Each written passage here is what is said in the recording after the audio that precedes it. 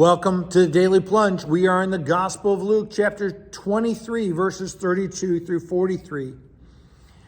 As the Roman soldiers are leading Jesus and these two other guys out to the bone pile, out to the place of the skull. The two others are criminals. They are getting what they deserve, right? They're being executed. But Jesus doesn't deserve. He is not a criminal. He's already been declared innocent by Pilate himself, right? And when they reach the bone pile, the soldiers, the Roman soldiers, begin to execute the criminals and Jesus.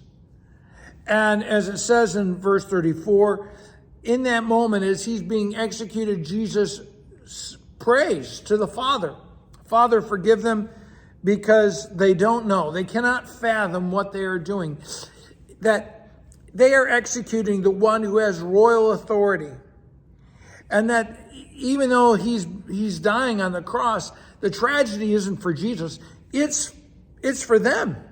The tragedy is for Israel, and the tragedy is for the world because of their unholy ignorance, in that they rejected the Messiah and his prophetic work. And as he's dying on the cross, they take the last thing he has to his name, his clothes. They strip him of that and they divide his clothes, right? Casting lots, as it says in Psalm 22, verse 18. And the people watching this spectacle, right? These people who want to see him crucified. There's such bitter vengeance, right? The whole crowd is one of haters. And they have no remorse for what they're doing. They just want to see their unholy will, their hatred of God and of Jesus being carried out. And so they sneer at him, they deride him. Even as he's dying on the cross, they hate him so much, they mock him. You know, if you're the Christ, the Messiah, why doesn't God save you? But the thing is that, the question is Jesus righteous? Absolutely. His faith in God is unshaken, even in the pit of death, right? And will God help him? Yes, God is going to vindicate him and raising him up on the third day. Even in this moment, God is vindicating Jesus. Even in his humiliating death, Jesus is the anointed one, the Messiah, the Son of the living God. And though he's dying, the soldiers continue to mock him. They don't give him water. No, they hate him so much they give him vinegar, right? Wine vinegar, this hateful mockery. And the charge over his head reads, King of the Jews.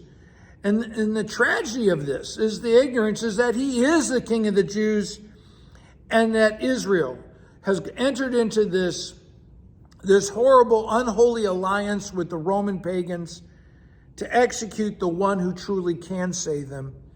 And so then you have the two criminals mocking him, both who are getting what they deserve. Well, actually, it's only one criminal, right? Because the other one scolds the other for mocking Jesus. And Jesus says to him, truly, he says, remember me when you come into your kingdom. And Jesus replies, truly, I tell you, today you will be with me in paradise. And here, Jesus continues to be Christ, the Son of God, that he is reigning even on the cross, and he is saving this one as he's going to save all of us. And think about it. Here's this criminal. He's the first to have faith in the crucified Savior. And he has been given the promise of salvation, as all of us do when we have faith in the one who dies for us. We have the hope of being spared from eternal death. Well, thanks, friends. Have a blessed day.